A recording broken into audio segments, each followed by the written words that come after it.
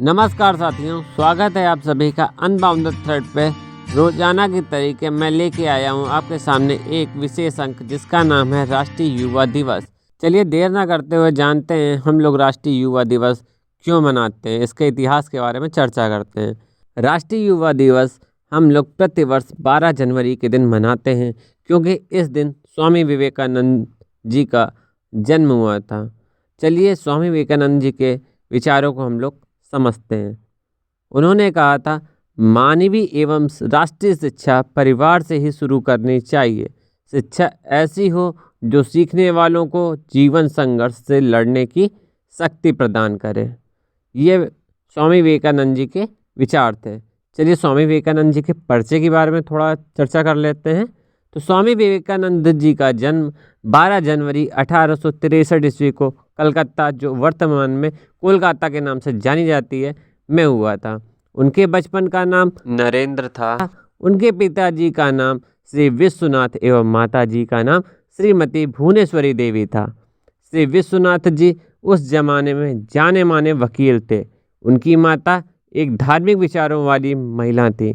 नरेंद्र के दादा का नाम दुर्गानाथ, जो कि संस्कृत और फारसी के विद्वान थे। उन्होंने 25 वर्ष की आयु में संन्यास ले लिया था। अब हम बात करते हैं स्वामी विवेकानंद की पढ़ाई और उनके गुरु कौन थे, इस पर चर्चा करते हैं। स्वामी विवेकानंद के गुरु का नाम रामकृष्ण देव परमहंस था, जो दक्षिणेश्वर में काली माता के पुजारी थे। स्वामी विवेकानंद अपने गुरु के प्रति अत्यधिक सेवा भाव रखते थे। 15 अगस्त 1886 गुरु रामकृष्ण देव ने अपने प्राण त्याग दिए। देह त्याग से पूर्व उन्होंने अपने मठ का कार्यभार स्वामी जी के हाथों में सौंप दिया। अब हम लोग स्वामी जी की यात्राओं के बारे में चर्चा करते हैं। स्वामी जी की यात्राएं। उन्होंने संपूर्ण भारत की यात्रा पैदल ही प्रारंभ की। इस दौरान उन्होंने संपूर्ण भारत की पदयात्रा की और भारतीयों के पतन को साक्षात देखा और उनके कारणों का विश्लेषण किया।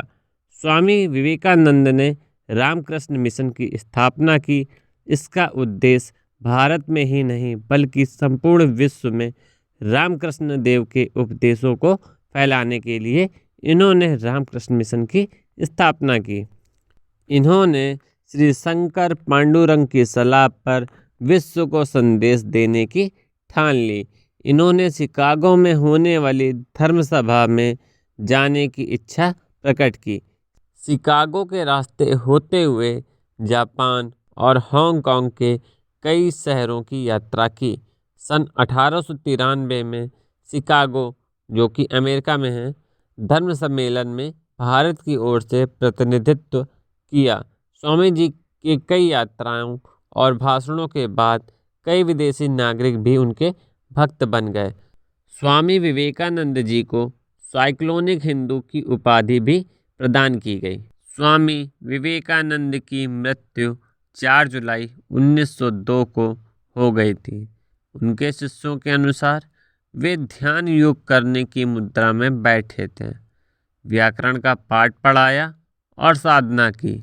सब कुछ समान सा लग रहा था। साधना में लीन रहते हुए स्वामी जी की आत्मा उनके नश्वर शरीर को छोड़कर चली गई। यहाँ उनकी अंतिम महासमाधि थी। उन्होंने बेलूर मठ में मात्र 39 वर्ष की आयु में अपने प्राण त्याग दिए। हालांकि स्वामी विवेकानंद आज हमारे बीच में नहीं रहे, लेकिन उनके विचार आने वाली पीढ़ियों को प्रेरणा देते रहेंगे। अब बात करते हैं इस साल के थीम की। तो इस साल की थीम रखी गई है विकसित युवा विकसित भारत। इस वर्ष यह महोत्सव 12 जनवरी से 16 जनवरी तक कर्नाटक के हुबली, धारवाड़ में आयोजित किया जा रहा है। इसकी थीम विकसित युवा विकसित भारत रखी गई है। यह दिन देश के युवाओं के लिए मनाया जाता है और उन्हें विवेकानंद के विचारों और दर्शन को अपनाने के लिए प्रोत्साहित करता है। स्वामी जी का यह विचार मुझे बहुत ही मोटिवेट करता है। Arise, अवोक and stop not until the goal is achieved.